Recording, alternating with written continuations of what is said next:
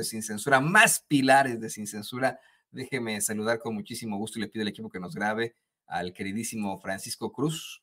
Paco, ¿cómo te va? Querido escritor también, periodista, ¿cómo te va, amigo? Toño, ¿cómo estás? Buenas tardes, buen viernes, 12:15, fíjate, no me había dado cuenta, rápido se va la mañana. Te estaba escuchando desde que empezaste y ahora te estaba escuchando con el maestro Ricardo Sevilla, que ayer le mandé un abrazote desde aquí, hoy le dejamos otro. ¿Por dónde empezamos, Toño? ¿Por la prensa? ¿Por ProPública, que es prácticamente la voz de la DEA? ¿Hay cualquier clase de información por el presidente de la República que responde a ProPública, a Tim Golden? ¿Por dónde empezamos, Toño? Vamos a empezar por eso exactamente, ¿no? Cómo es que, pues, ProPublica, después de haber sido un medio muy respetado, una especie de agencia muy respetada, que durante mucho tiempo, querido Paco, navegó con la bandera de la independencia y hasta cierto punto, pues, se aventaba largas investigaciones que tomaba muchos días leer o varias horas leer. Hoy pues ha sido exhibida como pues un mediejo ahí que no utiliza rigor periodístico, que hoy tiene que salir con la cola entre las patas a decir que pues efectivamente la investigación del 2010 de la DEA que ellos reportaban no encontró pruebas de que López Obrador estuviera involucrado en las donaciones del cártel. Esto mientras los fachos, los que son verdaderamente fachos, fíjate que me encontré con el mensaje de un señor ahí en el breaking news que dábamos a conocer y que me llamó mucho la atención por lo ridículo que está. Ahí en el urgente que dimos hace ratitito, mucha gente, bueno, pues comenta prensa inmunda, ya ves que cruzan el pantano y no se manchan, de ese calibre nuestro presidente Badamí Badabao. Hay un tipo que se identifica como Gabriel Salvador Pagani, que dice, ya les ordenó su jefe que les da de tragar de mis impuestos Jesús Ramírez Cuevas, que salieran toda la fauna de youtubera con primaria trunca a desmentir una nota, porque se quedan sin tragar, son las malditas lacras de las redes sociales. Ay, me dio mucha risa porque pues busqué su nombre en profesiones de la SEP y no tiene título de nada este cuate del tal Gabriel Salvador Pagani, ¿no? Pero bien que tiene sus fotos en Instagram ahí en yates y cosas del estilo.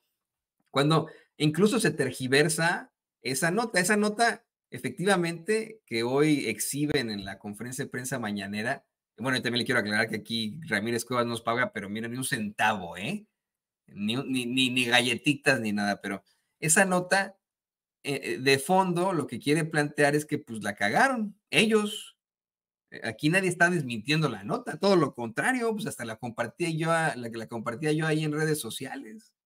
Pero efectivamente, bueno, pues es muy extraña la cercanía que podría tener esa agencia ProPublica para obtener este tipo de información con la DEA. Tú, que has investigado casos de narcotráfico a lo largo de tu vida periodística, ¿es tan accesible la agencia antidrogas DEA, querido Paco? Toño, no, primero, no es accesible. Nunca ha sido accesible. Recuerda, desde que nace la DEA es un organismo inaccesible prácticamente, que juega con la inteligencia, que juega con los países, pero mira, vamos a poner orden. Primero, si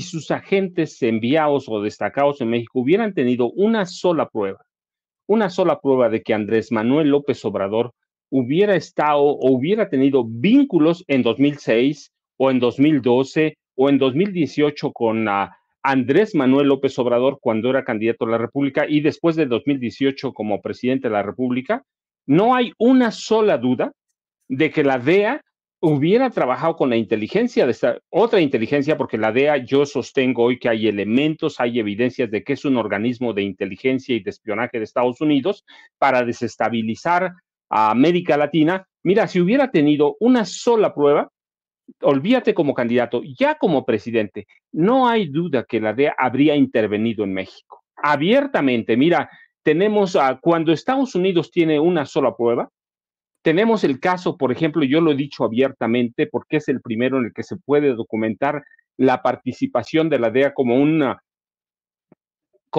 oficina, una dirección de investigación, de espionaje, de inteligencia, de contrainteligencia, cuando quisieron y cuando tenían pruebas de que Manuel Antonio Noriega, el hombre fuerte de Panamá, estaba involucrado en tráfico de armas, en tráfico de drogas, que ellos lo hicieron traficante, como a García Luna, como Arturo el Negro Durazo Moreno, habrían enviado fuerzas a México para detener a Andrés Manuel López Obrador, para derrocarlo, para juzgarlo en Estados Unidos.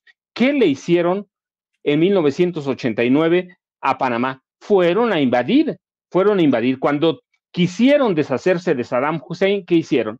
Fueron a invadir. Cuando quisieron matar, asesinar, capturar, la palabra que tú quieras, a Osama Bin Laden, ¿qué fueron? Fueron a invadir también. En 1994, ¿qué hicieron en Haití? Le enviaron 24,000 efectivos, 24,000 soldados o élite para derrocar a quién? Al presidente Jean-Bertrand Aristide. Es decir, cuando la DEA tiene argumentos sólidos, o aunque no los tenga, simplemente se quiere deshacer de alguien, cuando los tiene, se deshacen, ordenan invasiones o coordinan invasiones o operativos para invadir países. Mira, desde 1973 es claro que la DEA ha extendido todos sus tentáculos para instalar operaciones de inteligencia en todo el mundo. Para entonces la CIA tenía o cargaba a sus espaldas con un desprestigio tan grande que necesitaban nuevas formas de intervenir en América Latina. ¿Y cuáles de esas formas se encontraron? La DEA, que nace como un organismo para combatir el tráfico, la operación, el consumo de drogas en Estados Unidos, que tenía una gran epidemia por soldados, por gente que había combatido en Vietnam, por ejemplo. Así que irrumpe la DEA y cada cierto tiempo a partir de entonces trastoca todo el sistema de relaciones diplomáticas o de relaciones de Estados Unidos con otros países. La DEA en México es un oscuro o ha sido un oscuro intrigante y ha tejido un entramado de intereses y relaciones cada que quiere. Y por décadas nosotros le creímos a la DEA a pie juntillas sin saber, muchos periodistas, que los estaba usando la DEA. ¿Sí? Cada que la DEA les entregaba un informe, lo tomaban a pie juntillas. Nunca nos pusimos a investigar, a indagar, a dudar de la DEA. Y había múltiples evidencias de que la DEA, los agentes de la DEA y algunos de sus directores se habían corrompido abiertamente, pero la DEA empezó a utilizar a ciertos países, y los podemos decir abiertamente, a México, Colombia, Argentina, como un instrumento para sus operaciones, ya no solo de drogas, sino para sus operaciones de inteligencia. Y todo mundo sabe qué sucede cuando Estados Unidos empieza una guerra contra un enemigo, contra las drogas. Las drogas pululan, así que no es el combate, no es el combate, no son los cárteles. La DEA se convirtió en un instrumento de inteligencia y llega el momento, como en los gobiernos de Enrique Peña Nieto, de Felipe Calderón o de Carlos Salinas, que hace lo que se le pega la gana. Mira, no es el número de agentes lo que importa, que haya un papel que de pronto es importantísimo. Con Calderón, con Peña llegó a haber más de 70, que es altísimo el número, sino las redes que tejían con jueces, con ministros, con secretarios de Estado, con policías, con narcotraficantes, con capos, las redes que les daban poder.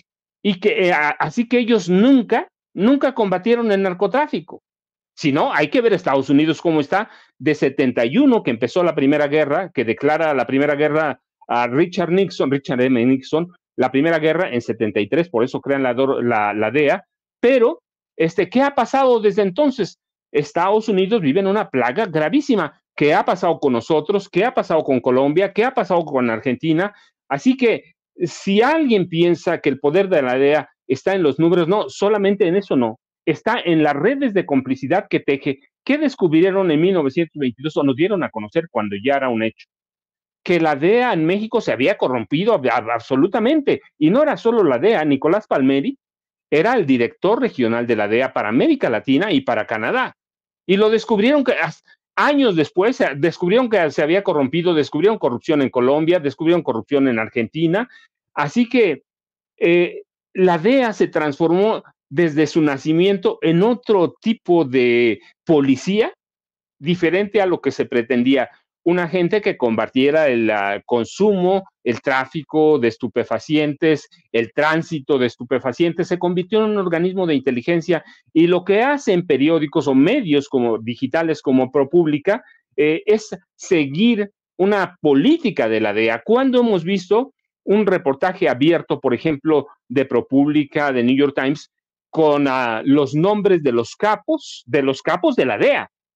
Nicolás Palmeri negociaba con los abogados de los capos mexicanos y le pagaban ¿cómo? Le pagaban en especie. Es decir, había una corrupción abierta, pero mira, como decimos, es la DEA, entonces ya no decimos nada, doblamos las manos, o la DEA también es especialista, porque a veces puede utilizar a periodistas sin que lo sepan. Digo, a veces, tampoco hay que pecar de incautos, los periodistas tienen intereses, saben lo que están haciendo. ¿Cuándo hemos conocido la lista negra de los agentes de la DEA involucrados en narcotráfico? Ellos dicen es cuestión de Estado, en realidad son agentes secretos, son agentes encubiertos. No, la verdad es que muchos de ellos están involucrados en narcotráfico, están involucrados en las redes de narcotraficantes. ¿Para qué? Para obligar a los países a que eventualmente acepten que militares de Estados Unidos operen en sus países. Te digo, nada más hay que ver a Colombia. Y el Plan Colombia, el ejército de Estados Unidos opera por lo menos en 8 bases militares de Colombia. ¿Se acabó el narcotráfico? No. Lo que permitió eso fue desplazar a los capos colombianos sin que se acabaran y a los cárteles, sin que se acabaran y permitir la entrada de capos mexicanos y de cárteles mexicanos como el Jalisco Nueva Generación, como el de Sinaloa, que hoy operan prácticamente en todo el mundo.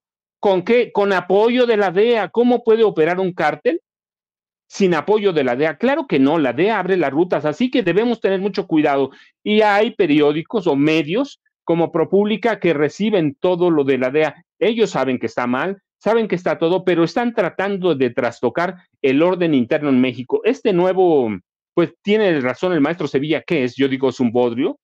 Es un bodrio que debía ser una disculpa al presidente López Obrador, pero es un bodrio que no nos dice nada. Dice el presidente, es un reflejo. No, mira, lo que están tratando de hacer para mí en este momento ya no es el presidente López Obrador. Si tuvieran algo, ya se lo habrían llevado, como fuera. Ya te di algunos casos que son conocidos, pero hay que ir a ver a Argentina. A ellos les promovieron abiertamente intentonas golpistas a través de las Fuerzas Armadas. La DEA, no la CIA.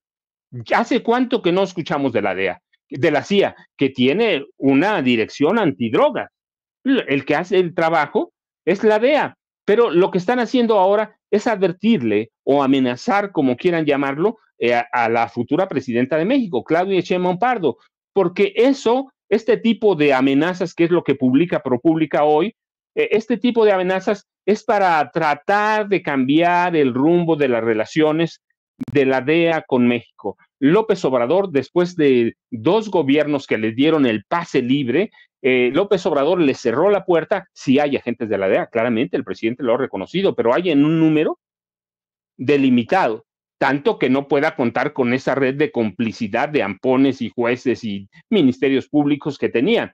Los ha limitado. Entonces hoy para mí lo que están haciendo a través de este texto de Tim Golden es a tratar de cambiar o de influir en el futuro gobierno, decirle, mira, aquí tenemos en la mira, aquí te estamos checando, estamos viendo todo.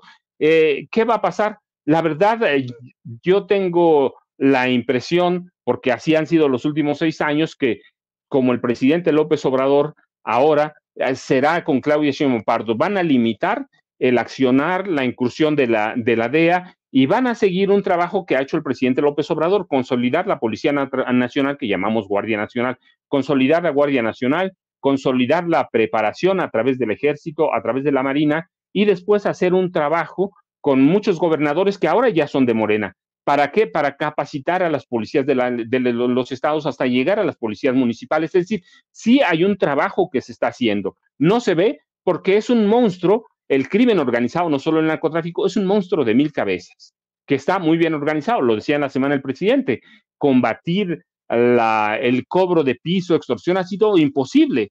Pero, bueno, ahora se están sentando las bases, pero lo que están haciendo, lo que hace la DEA con medios como ProPublica, es tratar de hacer trabajo de inteligencia, de contrainteligencia y mandar mensajes de amenaza, ya no al presidente porque no lo pudieron agarrar en nada, pero sí a Claudia Sheinbaum Pardo, decir, estamos vigilando, tenemos esto, tenemos lo otro, y como tenemos al presidente podemos tenerte a ti, pero no tiene nada en realidad. Debía ser ese texto un texto de disculpa, pero mira, también ocultan que ellos, los agentes de la DEA, ellos formaron a Genaro García Luna. Ellos permitieron el actuar de Arturo el Negro Durazo Moreno. Todo mundo sabía, incluida la DEA, que el Negro Durazo Moreno, el superpolicía del presidente José López Portillo, era narcotraficante. El presidente les dijo, sí, sí es eso, pero va a combatir el comunismo en México. Y le permitió la DEA la actuación de Arturo el Negro Durazo Moreno. La DEA sabía, eso no me lo cuentan, eso lo viví, Toño. La DEA sabía que Guillermo González Calderoni, el superpolicía de Carlos Salinas de Gortari, que era el equivalente como el Negro Durazo a Genaro García Luna, sabían que el gobierno de Carlos Salinas de Gortari, a través de Guillermo González Calderoni, controlaba al cártel del Golfo, que eran sus amigos, y al cártel de Juárez. Lo sabían ellos, sabían que Guillermo González Calderón y Felipe Calderón Hinojosa habían impuesto a Amado Carrillo Fuentes como capo del cártel de Juárez, como capo máximo. Lo sabían. ¿Qué hicieron? Nada, porque la DEA también trataba de controlar el narcotráfico en este país. Es decir, lo que está en juego es eso. Lo que están reclamando es ellos su pedazo del pastel, y lo que están haciendo ahora, te digo, para mí, esto con reportajes, no como con con el de Anabel Hernández, bueno, no reportajes, con textos como el de Anabel, el anterior de Tim Golden, este de Tim Golden, el de Inside Crime, textos en The New York Times, en Washington Post. Los que están haciendo es enviando mensajes al futuro gobierno de Claudia Sheinbaum Pardo, pero se los olvida lo otro. Ellos formaron a Genaro García Luna, ellos permitieron sobre la actuación de Genaro García Luna, ellos permitieron la actuación, le dieron cobijo a Guillermo González Calderón y lo admitieron como testigo protegido. Ellos permitieron la actuación del Negro Durazo, permitieron la actuación de otros capos del narcotráfico. Hoy dice, por ejemplo, ProPublica, que otros narcos dieron testimonio. Bueno, que presenten pruebas. Ya no estamos en la época de que tenemos que arrodillarnos y prenderle una vela a la DEA y a periódicos a medios como ProPublica para decir gracias por alumbrarnos, por decirnos que hay corrupción. No, ya no podemos creerles, que presenten pruebas. No estamos hablando de la policía municipal de mi pueblo, que no tiene elementos, no tiene recursos para investigar. La DEA tiene miles de millones de dólares para investigar. Bueno, pues que presenten pruebas. Si el presidente se reunió con narcos, que entreguen las pruebas. Si el presidente recibió dinero del narco, ellos tienen acceso a todo el sistema internacional de bancario. Ellos son dueños del sistema internacional bancario. Que presenten las pruebas. No tienen pruebas. Lo que están haciendo es tratando de debilitar o enviando mensajes al futuro gobierno de Claudia Sheinbaum Pardo para decir, te tenemos en la mira. Pues sí, también al presidente López Obrador lo tuvieron 6 años en la mira. Así que hay que verlo como juegos de poder, como juegos de inteligencia, como juegos de contrainteligencia, y así hay que entender estos mensajes de ProPublica que se prestan a hacer reportajes o a hacer textos, a hacer lo que quieran hacer sin ningún sustento. Esa vieja idea que teníamos del Washington Post, del New York Times, de la BBC, de todo, de BBC de inglesa, de todos, que nos hincábamos cada que veíamos algo y lo publicábamos íntegro.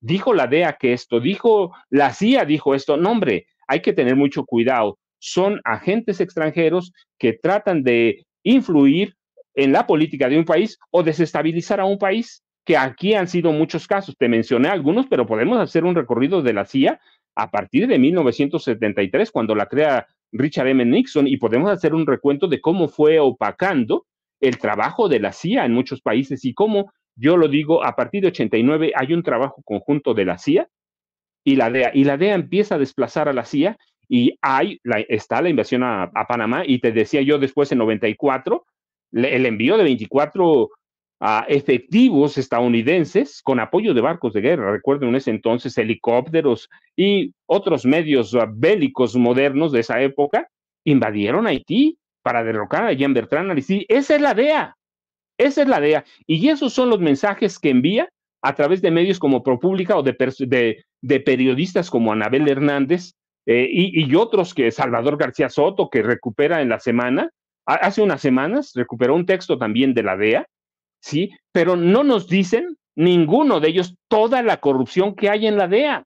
Ninguno. La dan por sentado que son santos, que son todopoderosos y que son los semidioses del mundo. Y yo, la verdad, como siempre he sido ateo, Toño, yo lo descreo todo y textos como el de hoy hay que tomarlos con mucho cuidado, con muchas reservas. ¿Por qué? Porque están tratando, ya te digo, no solo de amenazar al presidente López Obrador, no, están tratando de influir en la política de la DEA con el próximo gobierno de este país. ¿Qué va a pasar? Pues eso lo vamos a conocer, esa historia la vamos a conocer a partir del 1 de octubre, pero tenemos que estar muy pendientes de que estos ataques de la DEA van a seguir, de que medios como ProPublica van a seguir y que los vamos a tener que aguantar. ¿Por qué? Pues porque siempre fuimos su patio trasero, siempre hicimos lo que ellos querían, les dimos todo, de a partir del gobierno de Carlos Salinas de Gortari, les dimos absolutamente todo.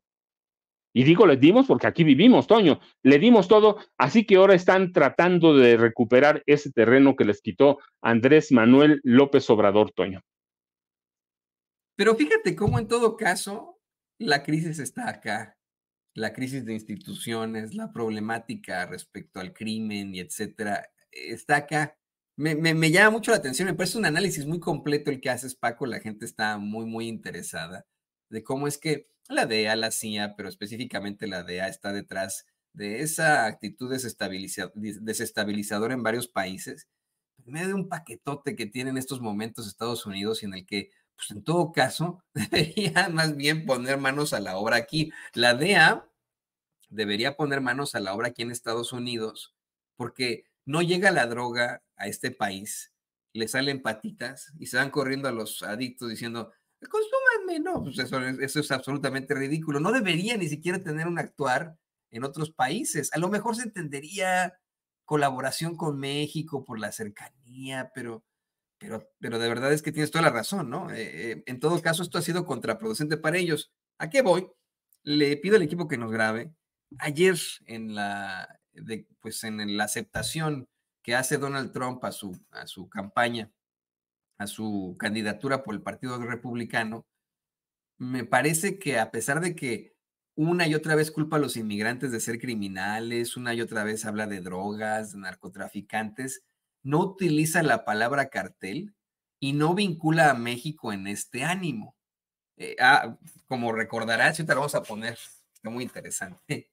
Le da un llegue muy bueno a Nayib Bukele, presidente de El Salvador, al asegurar que pues está engañando a su pueblo al decirles que está combatiendo la criminalidad con esas cárceles tan extremas que tiene, puesto que está enviando a los criminales supuestamente a los Estados Unidos. Pero siento que el discurso en cuanto a México es, aunque pues siempre, ¿no? Subido de tono, es menos agresivo que en otras ocasiones y no menciona directamente ni al presidente ni situaciones que tengan que ver con el narcotráfico. Y te lo planteo porque su compañero de fórmula es de los principales promoventes de que los Estados Unidos debería de alguna otra forma utilizar ya al ejército, algún tipo de verdadera invasión, no solamente estas injerencias de la DEA, sino una verdadera invasión de infantes de marina o de drones para enfrentarse a los cárteles de la droga. Pero ayer no lo mencionan, Paco. Ayer se quedan callados ante todo esto, lo que me parece a mí muy interesante.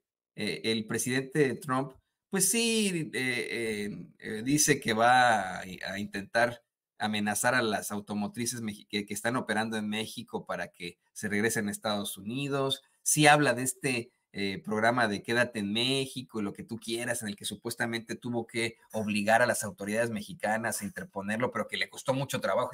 Me costó mucho trabajo hacerlo. no menciona de ninguna forma el crimen.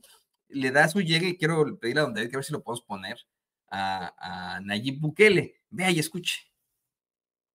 There in El Salvador, murders are down by 70%. Why are they down?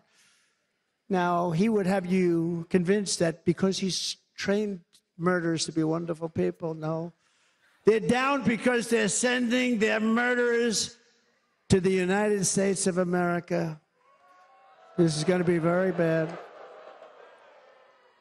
And bad things are going to happen, and you're seeing it happen all the time. That's why, to keep our families safe, the Republican platform promises to launch the largest deportation operation in the history of our country. Even larger than that of President Dwight D. Eisenhower. Por cierto, ya están los subtítulos, para los seguidores de Trump que tanto me atacan. Ahí está, lo acaba de decir, que quiere replicar lo que hizo Eisenhower en los 50, cuando deportó a ciudadanos estadounidenses nacidos aquí, pero que eran de origen mexicano. Bueno, eso es otra cosa, mi querido Paco, que luego platicaremos. Ahí está el quemón que le da a Nayib Bukele, quien está, pero mira, calladito, nada más tuiteó hace como 14 horas, taking the high road, lo que significa como tomando la carretera principal. Cuando el presidente López Obrador, pues le respondió duro y directo. Hoy el presidente le dice a Trump, a ver, querido amigo, ¿no? Te voy a mandar una carta porque estás equivocado en cuanto a inmigración, estás equivocado en cuanto a lo de la economía. Pero más allá de eso, creo que la problemática, pues en todo caso, está aquí en Estados Unidos, está en culpar a otros países, ya la narrativa es distinta, y pues si este es el caso en cuanto a la campaña Trump, van a tener muchos problemas con la DEA en caso de que gane Donald Trump. La DEA va a tener muchos problemas con la administración, porque yo me imagino que no hay una buena relación entre tanto la administración Trump como la DEA, al punto de que pues en el gobierno de Trump liberaron, por ejemplo, al general Salvador Cienfuegos, quien se ha planteado una y otra vez, el mismo presidente lo ha dicho, habría sido una venganza de la DEA en su contra. ¿Qué opinas de esto, Paco? Mira, Toño, primero el discurso de Donald Trump. ¿Por qué de pronto así violentamente baja ese tono agresivo, inflamatorio, derogatorio contra México? Bueno, hay varias razones. Una de ellas, que me parece que es la más importante, hasta antes del primer debate, Donald Trump estaba parejo en las encuestas, por lo menos en las más serias, en las encuestas de opinión pública, con Joe Biden. Después del primer debate y después del atentado que le cuesta por lo menos un rozón en la oreja, las encuestas lo suben primero 6 puntos después del debate. Con esto, hoy ya hay una sensación, por lo menos la sensación, de que Trump está en caballo de Hacienda para ganar su segundo término a partir de en noviembre próximo a las elecciones presidenciales, y creo que es en enero la toma de posesión, ¿no?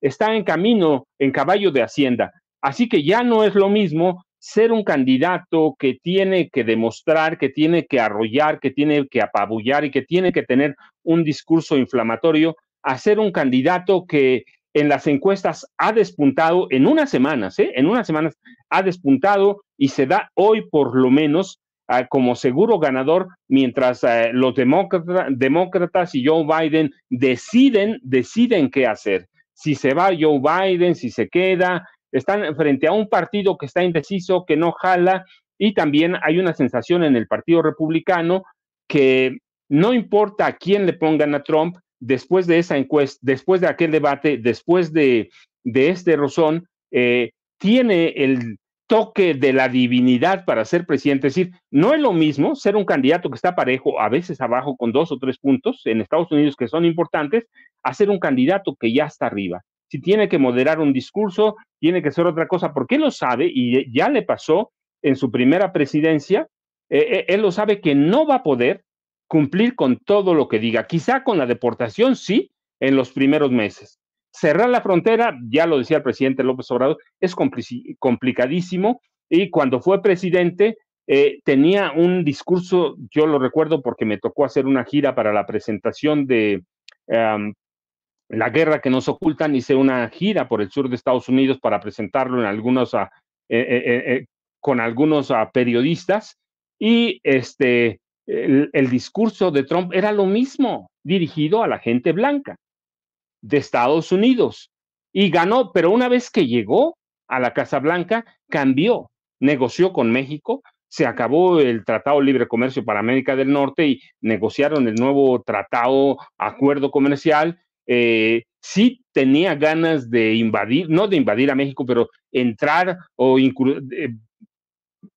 a aprobar incursiones militares quirúrgicas para acabar con algunos narcotraficantes y disminuir a los cárteles, pero nunca las aprobó. Es decir, una vez que cuando eres candidato y estás abajo, o cuando quieres ganar y no tienes la seguridad que vas a ganar, el discurso tiene que ser así, inflamatorio, duro. La retórica tiene que ser de que tú eres un hombre de fuerza, pero una vez que empiezas a gobernar, es otra cosa. Te encuentras a un país con el que tienes una frontera de 3.200 kilómetros, un país que es necesario por el avance de China, por el avance de Rusia, porque la geopolítica te obliga a hacer otras cosas. Entonces, lo que pasó en su aceptación como candidato presidencial republicano debe ser comprensible, o es hasta comprensible. Y es comprensible que si gana la elección, como parece hasta hoy, si gana la elección,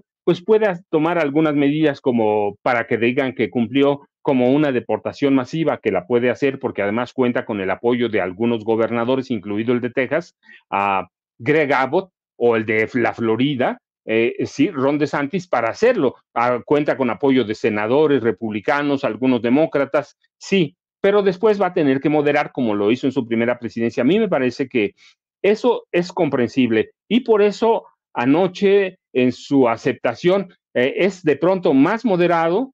No quiere decir que vaya a ser siempre así. Lo que me parece es, la evidencia que hay, o lo que sugiere, es que Donald Trump de pronto o de momento entendió que va a ganar. Por lo menos lo entiende hasta que no tenga un rival sólido, fuerte del lado demócrata. Y estamos a cuántos meses. Las elecciones son, creo que es 5 de noviembre, ¿no? El martes 5 de noviembre. Son ya pronto. Entonces no es lo mismo ir abajo o estar empatado en las encuestas que ya estar arriba, o tener la certeza de que vas a ganar, aunque eso de certeza sea real en este momento, sea un poco no muy real en este momento. ¿Por qué? Pues porque no hay alguien demócrata que le pueda hacer frente. Pero eso es por un lado. Por el otro, ¿qué va a hacer con América Latina? ¿Qué va a hacer con América Latina? Yo creo que ni él mismo lo sabe. López Obrador se lo planteó con claridad, se lo planteó a Biden con claridad. Necesitamos apoyar con recursos a Centroamérica para frenar la ola o las olas de indocumentados, pero no sabemos qué va a hacer teniendo con ese vicepresidente que tiene ahí, que a mí me parece que ese presidente es un adorno, pero es un alumno de aprendizaje. Es un alumno para aprender. Para mí, lo dije ayer, escoger a J.D. Vance como compañero de fórmula tiene otro significado más allá de que pudiera ser o que vaya a ser el presidente del Senado y que pueda decidir los desempates con su voto. No, para mí tiene el mensaje de aprendizaje, que es lo que le está fallando a Kamala Harris. Kamala Harris se volvió una vicepresidenta gris, comodina, anodina, y a mí me parece que la derecha está anticipando ya a las elecciones de dentro de 4 años y está preparando un hombre como J.D. Vance. Entonces hay que tener muchas lecturas, pero la realidad es que una vez que tome posesión el próximo presidente de Estados Unidos, pues las condiciones son claras. México es el primer socio comercial de Estados Unidos. México es un país fundamental para que pueda luchar, por ejemplo, contra China, enfrentar a Rusia. Es un socio comercial fundamental para frenar la migración no solo de Centro y Sudamérica, sino de países africanos, del Medio Oeste. Así que vamos a tener otras condiciones geopolíticas, pero hay que entender, como lo dice algunas veces el presidente López Obrador, estamos en campaña, o ellos ya están en campaña, la nuestra ya se acabó, pero ellos están en campaña y van a estar en campaña así hasta prácticamente la última semana de octubre y hay que esperar ciertas variaciones en el discurso, pero el de ayer, por ejemplo, ya fue más moderado. ¿Por qué? Pues porque ya se sienten ganadores de la contienda presidencial en Estados Unidos, Toño. ¿Y sabes qué otra cosa? En ningún momento Donald Trump dijo que México iba a construir el muro, algo que no pudo conseguir. Desde muy temprano había gente que se metió al chat a decir México ya construyó el muro. No, no es cierto. Y no lo dijo. Si hubiera sido así, lo hubiera presumido ayer como el bravucón que es. Otra cosa importante ahí que hay que señalar en cuanto a lo que me planteas de Vance, fíjate que estaba leyendo junto con mi esposo, leímos un análisis de cómo es que efectivamente, como planteas, querido Paco, parece que el Partido Republicano pone a Vance para que sea el sucesor en todo cuando Trump ya no pueda más, ¿no? Por lo carismático que es, por lo politiquero que es, por lo cambiante que es. Le recomiendo que un ratito me busque mi columna en el periódico Angelino La Opinión, que ahí analizo lo muy hipócrita que es este cuate, ¿no? Que hace algunos años comparaba a Donald Trump con Hitler, lo llamaba idiota, lo llamaba pendejo útil, me parece, una serie de cosas ahí loquísimas, ¿no? Y que lo exhiben como el politiquero que es, cambiante, que efectivamente proviene de una clase trabajadora, pero que se convirtió en todo un clasista en esas declaraciones en la que lo sorprenden, pues es muy clasista con sus votantes, ¿no? Los ve como pues una clase baja a él en cuanto al pueblo caucásico acá en los Estados Unidos. Y efectivamente sería él el personaje perfecto para representar a la derecha y representar al Partido Conservador cuando quieran ya deshacerse ellos mismos de Donald Trump, alguien así de manipulable.